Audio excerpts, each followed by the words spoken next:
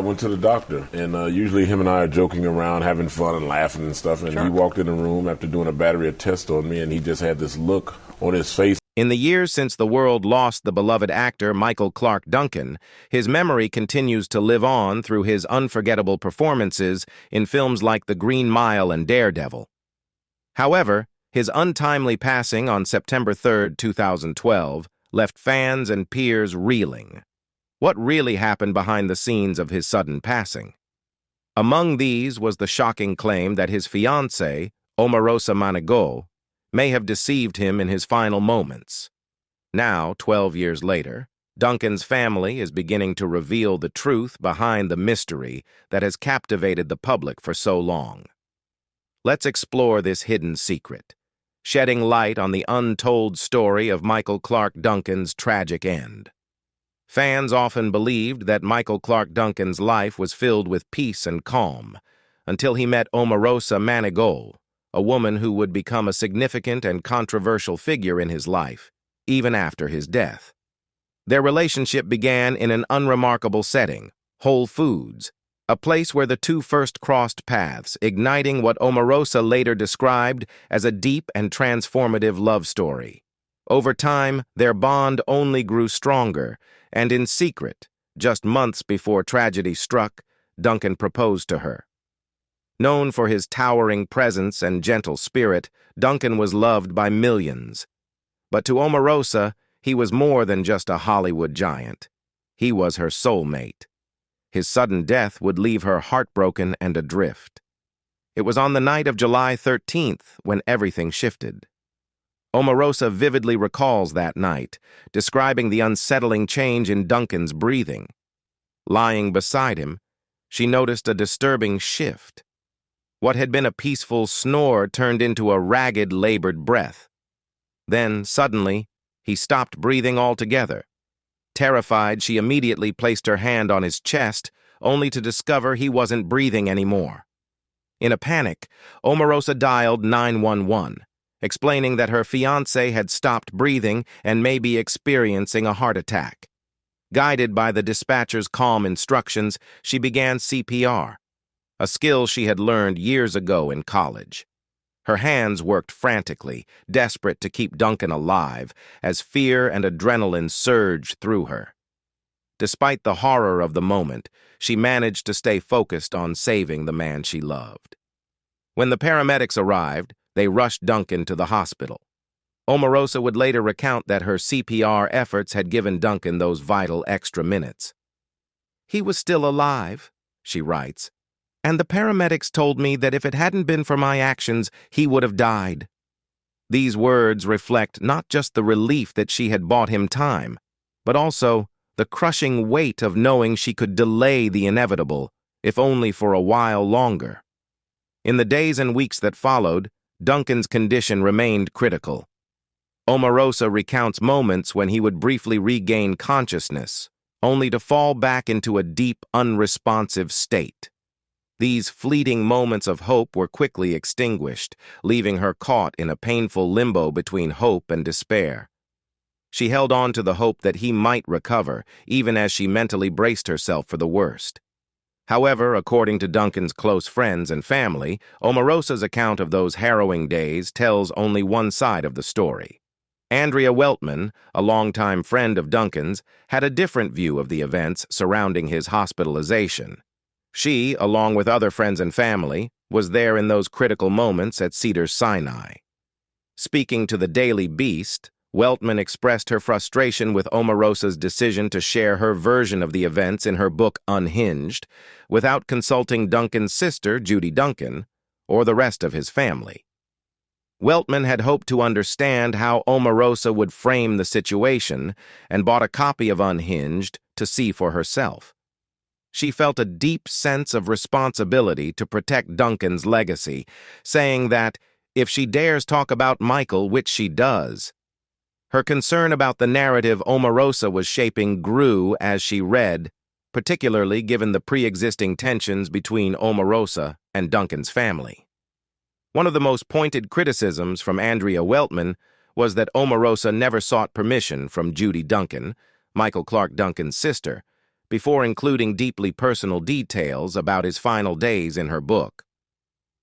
Weltman contended that not only did Omarosa fail to inform Judy about her plans to write about Michael, but she also portrayed the family in a negative light. Judy Duncan, Michael's closest living relative, had been closely involved in making decisions about his care during his hospitalization. His sudden death left her devastated. Weltman suggested that Omarosa's choice to publicly recount Michael's last moments without consulting Judy was both disrespectful and hurtful to the family. What perhaps troubled Duncan's friends and family the most was Omarosa's portrayal of them in her public retelling. According to Weltman, Omarosa had repeatedly painted the family as greedy and opportunistic, eager to claim a portion of Duncan's estate. This image of the family as being money-hungry created a rift between Omarosa and those closest to Michael, who felt she had twisted the truth to fit her own narrative. The conflict between Omarosa and Michael's family began soon after his death in September 2012. At the heart of the dispute was a bitter struggle over Duncan's will, his estate, and Omarosa's actions both during and after his hospitalization. What had begun as a private matter soon became a public spectacle, with the media casting a shadow over the beloved actor's memory. In April 2013, TMZ reported that Judy Duncan had raised serious concerns about changes made to her brother's will just months before his death. Judy alleged that Michael had rewritten his will, leaving the bulk of his estate to Omarosa. Given Michael's declining health at the time, she questioned whether he was in a proper state of mind to make such a significant decision. Judy believed that her brother, in the months leading up to his death, had displayed concerning symptoms, such as slurred speech and difficulty walking. She suspected that Omarosa had exerted undue influence over him during this vulnerable time, pushing him to alter his will in a way that favored her. This accusation of manipulation struck a chord with Duncan's family, who felt that Michael had been taken advantage of during a fragile period in his life. Further fueling Judy's suspicions was her impression that Omarosa seemed far more concerned with Michael's financial affairs than his health during his hospitalization.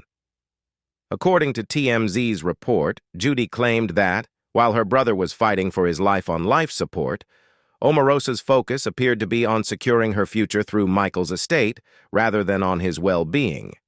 The tension reached new heights when Omarosa began selling some of Michael Clarke Duncan's personal items just after his death. Judy was outraged to learn that Omarosa had sold several of Michael's cherished possessions, including watches, cars, his director's chair from the Green Mile, and awards from his career. These items, many of which held deep sentimental value, were sold without consulting the family. The sale of these possessions, especially without the family's consent, further strained the already tense relationship and deepened the divide between Omarosa and Duncan's loved ones. In a revealing interview with the Daily Beast, Judy Duncan reiterated her concerns about the changes in her brother Michael Clarke Duncan's behavior before his death, which she believes made him vulnerable to manipulation, particularly by Omarosa. Judy questioned whether Omarosa had unfairly influenced Michael into rewriting his will, leaving the bulk of his estate to her. Her suspicions were deeply rooted in the noticeable shifts in Michael's physical and mental state, which she felt had left him exposed to outside pressure. Judy's concerns first emerged after their final meeting in December 2011 during a family Christmas gathering. That visit, she noticed, something seemed off about Michael. He wasn't the same person she had known all her life. He wasn't his natural, normal self, Judy recalled when describing the unease she felt. These small but unsettling changes in Michael's demeanor left her feeling that something was amiss, though she couldn't fully explain what it was. His behavior had become duller, and there were subtle signs of his health or mental state deteriorating. In the same interview, Judy opened up about her reluctance to discuss Omarosa. She compared the reality TV star and former White House aide to a snake, a metaphor that perfectly captured her feelings of disdain. People want me to comment on her, and it's like, What can you really say about a serpent other than it's a serpent? Judy remarked, her tone a mix of humor and frustration. Judy's analogy painted Omarosa as someone manipulative and dangerous, a person she would rather avoid. I'm not a snake handler, so I stay away, Judy added with a laugh, clearly conveying her desire to steer clear of the ongoing chaos tied to Omarosa's public life. What frustrates Judy the most is Omarosa's persistent presence in the media, which she believes is fueled by a desire for fame and financial gain. This person wants more than 15 minutes of fame and money along with it, Judy said, expressing her belief that Omarosa would go to any length to remain in the spotlight. To Judy, whenever the media attention on Omarosa starts to fade, she resurfaces, often stirring controversy or inserting herself into high-profile situations to maintain her relevance. This pattern, Judy argues, shows that Omarosa's involvement with Michael was more about personal ambition than love or genuine concern for him. In stark contrast to Omarosa's public persona, Judy Duncan described her own family as humble and private. The Duncan family, she said, has always preferred to stay out of the spotlight. The reason that you never hear from us or see us is because we're not those type of folks, she explained. For Judy, the Duncan family's values, modesty, integrity, and hard work, have shaped their lives and kept them grounded, far removed from the celebrity world that Omarosa thrives in. Judy, who recently retired after 35 years in the same job, takes great pride in her family's working-class roots. She believes in living simply, treating others with respect, and hopes for the same in return. Her family's grounded lifestyle, she explained, is built around dedication and decency. We just want to enjoy life and treat people right, and hope that we get treated right too, Judy said, emphasizing their no-nonsense approach to life. This simple, hard-working attitude made the ongoing drama with Omarosa all the more painful for Judy and her family. They never sought the public scrutiny that came after Michael's death, but found themselves trapped in the middle of it. The constant media attention, Judy admitted, has taken an emotional toll on them, making it hard to escape the controversy. Though Judy has tried to remain above the fray, the relentless focus on Omarosa has made it nearly impossible to avoid. Omarosa, however, has firmly denied Judy Duncan's allegations.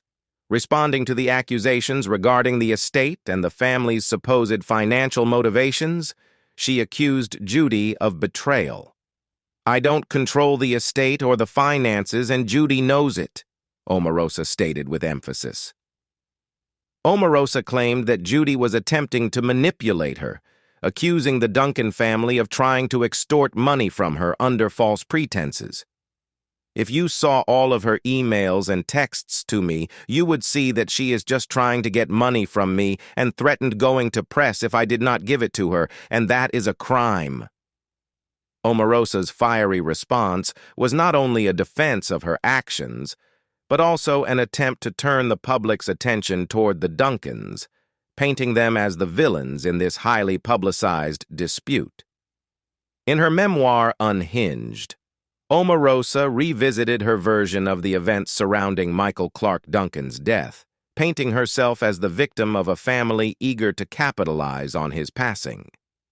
She claimed that alongside mourning the loss of her fiancé, she was bombarded by requests from long-lost family members and associates who suddenly reappeared, demanding their share of the inheritance.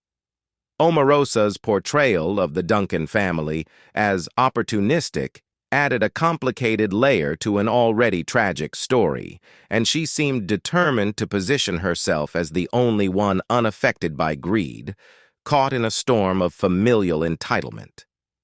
Judy Duncan, however, quickly rebutted Omarosa's narrative, expressing frustration at the way her family had been misrepresented. She clarified her actions in the wake of Michael's death, explaining that her inquiries about financial assistance were not driven by greed.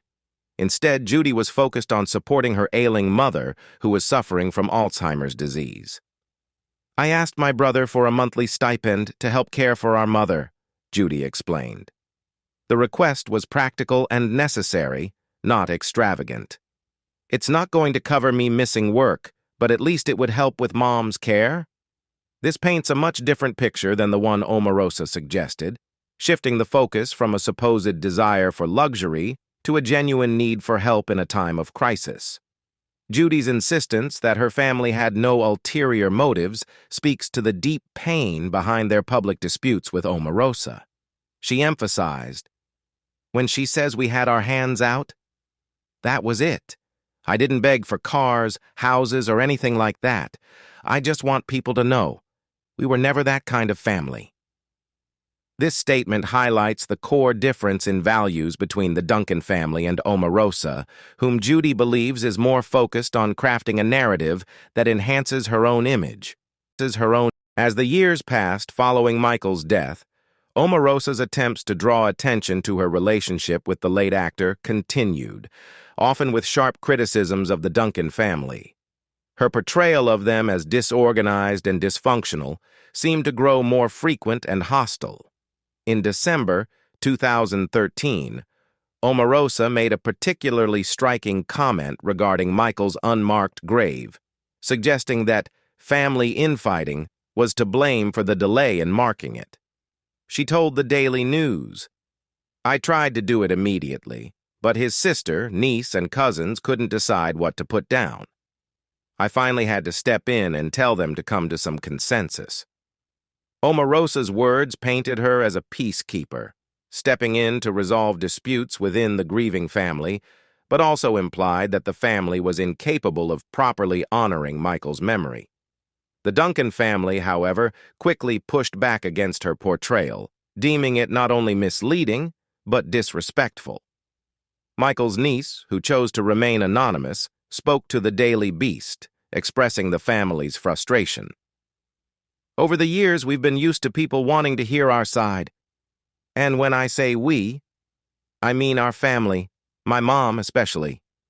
She shared that while the family wanted the truth to be heard, they weren't accustomed to the spotlight and didn't seek public attention.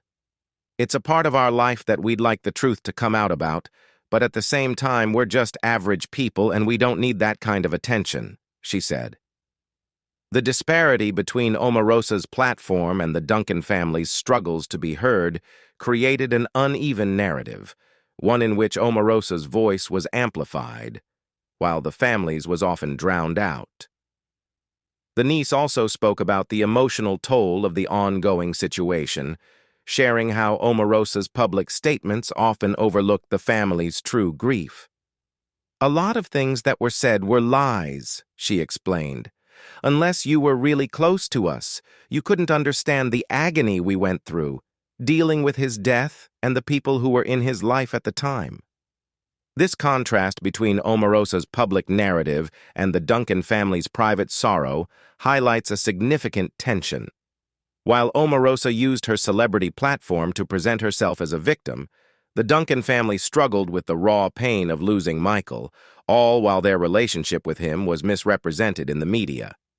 For Michael's family, particularly his niece, the topic of his legacy, and Omarosa's role in it, remains a difficult and emotional subject. To this day, she refuses to refer to Omarosa by name, opting instead for "the last girlfriend that my uncle had." The careful choice of words speaks volumes.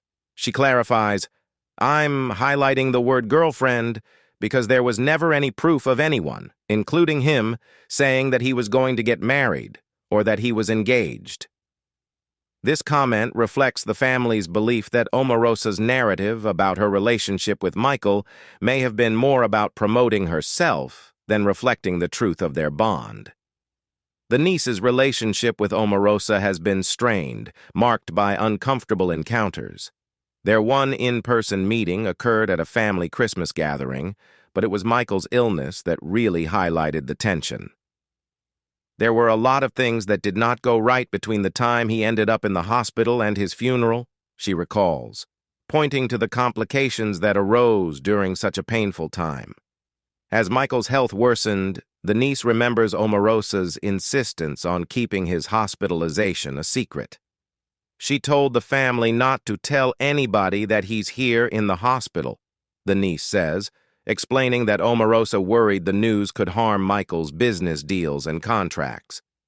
This decision, while made with professional concerns in mind, put the family in an uncomfortable position, as they struggled with the secrecy at a time when they simply wanted to be open about Michael's condition. Despite respecting her wishes, the family found the secrecy difficult to bear. "We weren't saying anything, but every day she had other people coming up there," the niece explains. While some visitors might have been appropriate, the presence of unfamiliar individuals left the family feeling uneasy. "There were people up there that shouldn't have been up there," she adds, suggesting that the situation became increasingly complex as the family navigated who was welcome and who was not. This strained atmosphere extended beyond family members to Michael's longtime friends, particularly his best friend. The niece remembers how he frequently asked if he should come to the hospital, only to be told that no one else was welcome. "We were like, no, they don't really want anyone here," she reflects, highlighting the sense that the family was being excluded from the space where they wanted to offer support. Kevin Jones, a longtime and close friend of Michael, sheds light on the secrecy surrounding his hospitalization. Their friendship went back to their college days, and when Jones heard about Michael's heart attack, he immediately felt concerned. However, Omarosa's efforts to keep the situation under wraps became clear when Jones was excluded from early updates. "Kevin confirmed that Omarosa didn't even want to notify me," he recalls. "She was trying to keep everything at a hush-hush." This lack of transparency left Jones feeling isolated and out of the loop. Though the family eventually reached out to inform him, it was clear that Omarosa's priorities were elsewhere. When Jones spoke to Omarosa, she downplayed Michael's condition, assuring him that Michael was just okay despite having suffered a heart attack. "She put on this front to me that he was just okay, like he had a heart attack but he's responsive, and that was never the damn truth," Jones says. He now believes Omarosa intentionally kept him away, preventing him from being by Michael's side during his final moments. Andrea Weltman, another close friend of Michael's, offers her own perspective. She believes she was one of the few friends allowed near Michael during his illness. "She wasn't threatened by me. She saw me as a kind of benign, harmless friend who supported her in the hospital," Weltman notes, suggesting that Omarosa was selective about who she allowed into Michael's life during this trying period. Andrea Weltman vividly remembers the emotional weight of seeing Michael Clark Duncan's condition deteriorate during her multiple visits to the hospital. Over the course of several weeks, she came to witness the stark reality of his struggle. "He was breathing on his own," she recalled, "but he wasn't there." Her words resonate with the gravity of the situation, a heartbreaking contrast between the man she once knew and the fragile, altered state in which he now existed. Michael's niece, too, has vivid memories of the tense and unsettling atmosphere surrounding her uncle's hospitalization. As she recounts the events, her perspective paints a picture of a complicated, even suspicious, set of circumstances orchestrated by Omarosa Manigault Newman. One moment that stands out to her involved an ex-girlfriend of Michael's, a woman who had remained a close part of his life. She remembers vividly how Omarosa's actions took control of the situation. "There was one girl," she called, "and she was told, 'Don't call again, and don't come out to the hospital,'" she explained, a clear indication of Omarosa's firm grip on who could enter Michael's circle during his critical time. The ex-girlfriend's efforts to visit were met with swift opposition. Security was called to prevent her from seeing Michael, forcing her to leave the hospital without even getting a glimpse of him. "She tried to come and see him at the hospital and security got called. She couldn't even get up. So from then on, I knew it wasn't right," the niece reflected. This event raised her suspicions about Omarosa's priorities. It became increasingly clear to her that Omarosa's control extended beyond just access to Michael. It seemed to be rooted in managing the narrative around him, too. Kevin Jones, a lifelong friend of Michael's, had a similar sense of unease about the situation. His relationship with Duncan had spanned decades, and when he learned of his friend's condition, he had no idea what he was walking into. Jones soon discovered that Omarosa had taken control of Michael's phone. She directed him to call Michael's number directly, a suggestion that struck him as strange. There's no way in hell he's going to let her have his phone because everything is in that phone, Jones recalled. The move felt like more than a simple precaution. It was as though Omarosa was using the phone as a tool to shape the story around Michael's condition and relationships. Days passed, and the niece's list of concerns only grew. She recalled instances where Omarosa kept bringing up Michael's will, even as he lay in a coma. She kept talking about it when he was sitting there in a coma, the niece shared, noting the dissonance between the situation's dire nature and Omarosa's focus on financial concerns. It struck her as deeply inappropriate for Omarosa to be discussing such matters in the midst of Michael's critical illness. There were also troubling issues regarding Michael's home. "We were told that the house was locked up and nobody was allowed to go in," the niece stated, describing how the family was effectively shut out of the home they had hoped to stay in during Michael's hospitalization. The family's isolation didn't end there. "They sent me way out to a hotel by the airport, with no one to take me back and forth. So I was taking 3 buses to get back and forth to the hospital," she recounted. The logistical nightmare, compounded by the emotional strain of the situation, left her feeling abandoned by someone who was supposed to be family. Her frustration with Omarosa's decisions became more palpable with each passing day. "Why would you bring his family here in town and then not properly look after them?" she questioned. The niece's bewilderment was evident as she reflected on the strange and unsettling series of events that only deepened her sense of betrayal. "It was just a lot of little weird things like that," she noted, her tone heavy with disbelief. The list of grievances continued to grow. "We couldn't get out to the house. You asked for his sperm while he was in a coma. You talked about his will while he was in a coma," she recited, each example more unsettling than the last. The niece's voice conveyed the depth of her confusion and anger. "But we're the ones that are trying to get you?" she rhetorically asked, the weight of her words hanging in the air as she struggled to comprehend what had transpired. After Michael Clark Duncan passed away, his family, especially his sister Judy Duncan, became increasingly concerned about the actions of Omarosa Manigault Newman, particularly regarding her claims of being engaged to Michael and her involvement with his estate. Judy remembered how Omarosa denied them access to Michael's house, even after his death.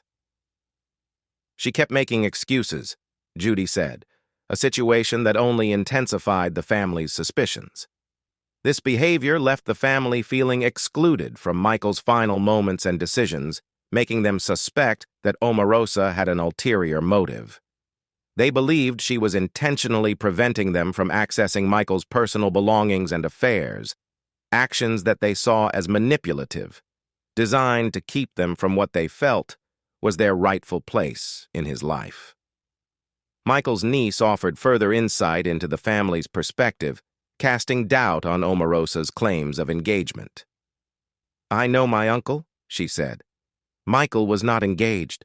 From what I heard, he was starting to see someone else." This statement suggested that Michael may have been moving on from his relationship with Omarosa, conflicting with her story of a committed engagement. The niece's recollection of Michael's personality added weight to the family's skepticism. She described him as someone who would decisively end a relationship if he lost interest. "If he got tired of you, he was gone," she explained. This belief led the family to question whether Michael would have entered into a serious commitment like marriage with Omarosa. One particular incident at the hospital only fueled the family's doubts further. When the topic of engagement came up, Omarosa showed Michael's mother a picture of a ring. At the hospital, She showed my mother a picture of a ring that she had printed off from somewhere, the niece recalled, but she never showed my mother the actual ring. This inconsistency raised red flags for the family, who saw this act as performative, possibly intended to craft a story rather than present the truth. Things became even more suspicious after Michael's death, when Omarosa began wearing a ring that was not the one she had shown Michael's mother. Mysteriously after his death, she started wearing a ring. But it was not the ring that she had shown my mother. It was a different ring, the niece pointed out. This shift in rings only deepened the family's doubts about Omarosa's intentions and the authenticity of her portrayal of their relationship. Judy Duncan backed up this narrative, recalling a conversation at the hospital where Omarosa showed her a picture of a ring, claiming they were engaged. In the hospital, she tried to tell me, "We're engaged. See, here's a picture of my ring. If you're engaged, would you flash a picture, or would you be flashing your hand?" Judy's question highlighted the family's disbelief at the timing and the manner in which Omarosa made her claims. When asked whether the ring in the photo matched the one Omarosa later wore, Judy responded firmly, "No, it wasn't." Her clear answer underscored the family's growing concerns about Omarosa's sincerity and motivations, suggesting that her focus was more on maintaining a public image than honoring the reality of her relationship with Michael. Andrea Weltman, a close friend of Michael Clarke Duncan, offered her own perspective on the situation. She recalled the days following Duncan's transfer to Cedars-Sinai, expressing her disbelief at Omarosa's claims of engagement. "The whole time Omarosa and I were together, from the morning he was transferred, I saw no engagement ring that first morning and no evidence subsequently, nothing on her hand," Weltman stated, casting doubt on Omarosa's portrayal of their relationship. Weltman also reflected on Omarosa's claim that Michael had proposed to her during a trip to Scotland. "That might be true, but again I never saw a ring," she said. Her hesitation spoke volumes, suggesting that while a proposal might have taken place, the lack of an engagement ring, especially during such pivotal moments in Michael's life, raised doubts about the authenticity of Omarosa's assertions. This uncertainty surrounding their engagement became even more pronounced at Michael Clarke Duncan's funeral, where Omarosa made a pointed effort to showcase a ring. She ensured that it was prominently displayed, carefully positioning herself for photographs that emphasized the piece.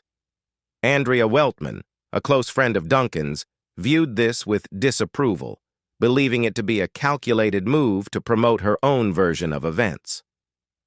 "She made sure that it was front and center at the funeral," Weltman remarked, highlighting how the focus on the ring seemed more about solidifying her claim of an engagement than truly honoring Duncan's memory. Kevin Jones, one of Duncan's oldest and most trusted friends, echoed these concerns with unwavering conviction. He made it clear that Duncan had never been engaged.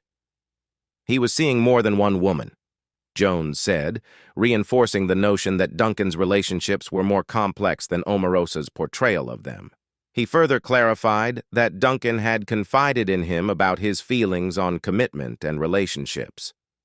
"Duncan was never engaged," Jones reiterated, recalling conversations they'd had about relationships, including a planned trip to the Dominican Republic. Jones remembered Duncan saying, "If we go to the Dominican Republic, and if I think once we come back that she's the one, then I may consider that. But he said we gotta go there just to make sure." This statement highlighted Duncan's cautious approach to love and commitment. It reflected his methodical nature in deciding who he would settle down with, showing that he wasn't someone who rushed into engagements or relationships. The key takeaway from Jones's recollections was that Duncan wasn't yet ready to commit to anyone fully. The fact that he had doubts even when considering a romantic trip with Omarosa painted a clear picture of his reluctance toward a formal engagement.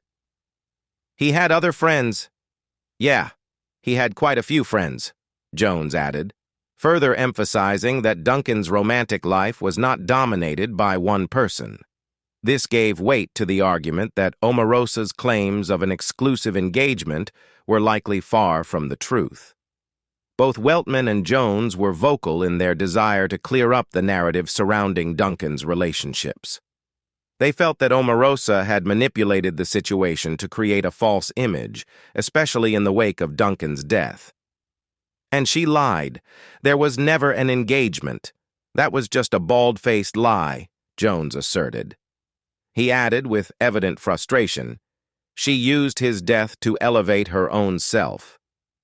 This harsh assessment painted a picture of a woman who, in the eyes of Duncan's closest friends, was exploiting his passing to build her own public persona.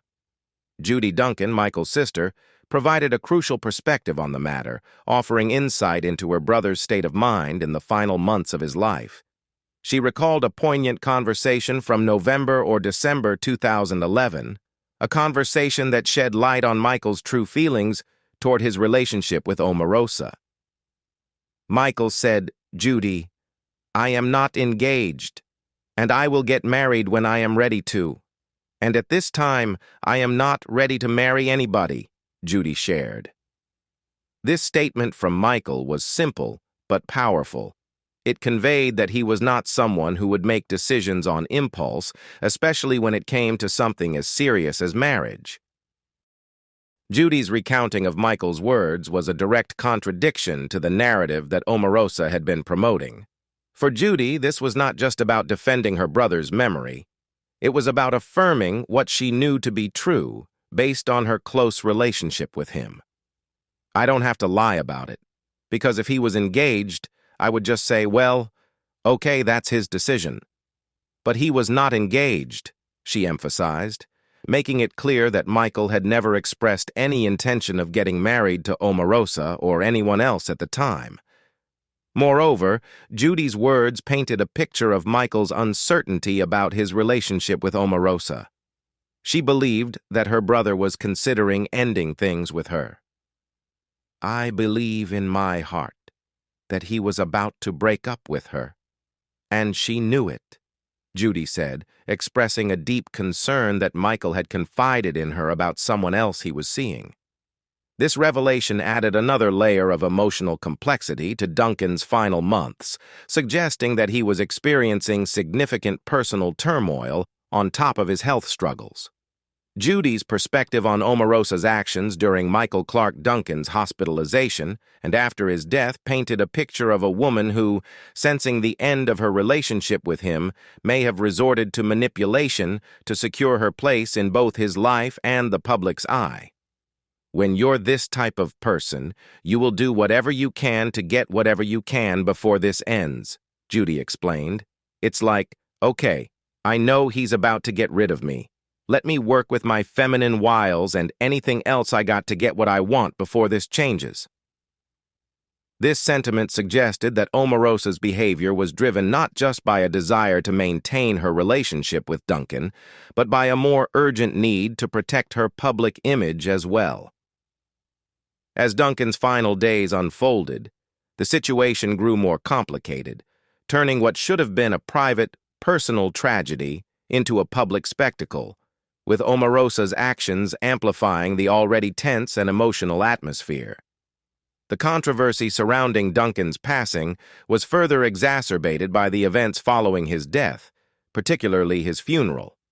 What was supposed to be a heartfelt farewell for the beloved actor, best known for his moving role in The Green Mile, quickly became the center of public scrutiny. Instead of a somber tribute, the funeral took on the appearance of a spectacle, raising questions about the intentions behind its extravagant planning and execution. Claudia Jordan, a former Celebrity Apprentice star and close acquaintance of Duncan, referred to the event as more of a press opportunity than a meaningful tribute to the man many had admired. In an interview with Wendy Williams in 2013, Jordan shared her disillusionment, recalling, "I called a friend of mine after the funeral. I said this was a mockery of a funeral." Her words captured the growing frustration among those who were close to Duncan, who felt the event had shifted from a sincere goodbye into a grandiose display that emphasized public image over private grief. The sense that the event had been hijacked by spectacle was hard to ignore. Andrea Weltman, a close friend of Duncan's, echoed Jordan's sentiments, adding her perspective on the unorthodox nature of the ceremony. What Claudia Jordan said about the funeral was spot on, Weltman said. She described it as a 5-hour red carpet funeral, a phrase that vividly captured the absurdity of the proceedings. The image of a red carpet stretching into the chapel created an almost surreal contrast to the solemnity that typically defines funerals, transforming what should have been a quiet moment of mourning into something reminiscent of a Hollywood premiere. Weltman's observations didn't stop at the superficial details. She expressed concern about the exclusion of Duncan's family from the planning process. Omarosa did that all on her own, she explained, referring to Duncan's fiancée, Omarosa Manigault. This highlighted a clear disconnect between Duncan's loved ones and the arrangements being made on their behalf. The lack of communication about the service left those closest to Duncan feeling sidelined during a deeply emotional time. The exclusivity of the event was also reflected in the way guests were treated at the funeral. There were separate parking lots for A-list and B-list guests based on their perceived celebrity status. This segregation seemed to serve as a pointed reminder of the celebrity culture that overshadowed the genuine mourning of Duncan's death. It left many, including Duncan's family members, feeling marginalized and uncomfortable, particularly when they felt they were being treated differently at such an intimate and painful occasion. Judy Duncan, Michael's sister, expressed her pain and frustration with the way the funeral had been organized. "I didn't get to plan the funeral," she lamented, highlighting the hurt she felt from being excluded from such an important part of honoring her brother's life. The fact that Judy, as a sister, had no say in the service arrangements seemed to deepen the sense of betrayal and loss that already surrounded her brother's passing. Even when she tried to make small contributions, such as choosing flowers for the service, her efforts were thwarted. She changed them, and that hurt me so much. Because this is my only brother, Judy reflected, clearly upset by the decision to alter her choices. The emotional weight of not being able to honor her brother in the way she felt weighed heavily on her. For Judy, the funeral should have been a deeply personal moment to reflect on Michael's life and legacy, a moment that was instead clouded by the perceived excesses and public nature of the event. As Judy pointed out, the funeral was not just an event for those who knew Michael Clarke Duncan. It was an opportunity for his family to find closure and to celebrate his life in a way that felt meaningful to them. But instead of being able to focus on his memory, Judy and other close family members found themselves caught in a spectacle that felt disconnected from the man they had loved. The funeral, for all its grandeur and public attention, left a lasting sense of hurt for those closest to Michael, who felt that his passing had been exploited in the pursuit of fame and recognition. Do you think it was respectful to his memory, or did it focus too much on publicity? Share your opinions in the comments below. If you found this video helpful, don't forget to give it a thumbs up, share it with others, and subscribe to our channel for more content. Thank you for watching, and we'll see you in the next video.